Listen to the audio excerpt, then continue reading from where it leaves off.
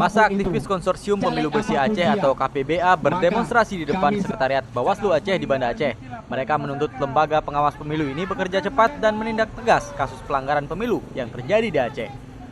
Bawaslu Aceh dinilai lamban dan tidak tegas dalam menindaklanjuti kasus-kasus pelanggaran pemilu.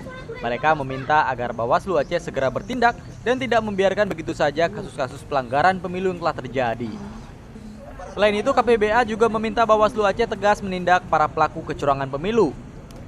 Mereka juga mendorong Bawaslu bersama DKPP merekomendasikan wilayah yang berpotensi terjadi pelanggaran pemilu. Ketua Bawaslu Aceh Askalani menemui demonstran. Ia mengatakan saat ini pihaknya sedang memproses sejumlah pelanggaran pemilu yang terjadi di Aceh, baik pidana maupun pelanggaran lainnya. Masa yang tak puas dengan penjelasan tersebut menyerahkan 2 butir telur sebagai simbol lemahnya kinerja Bawaslu Aceh.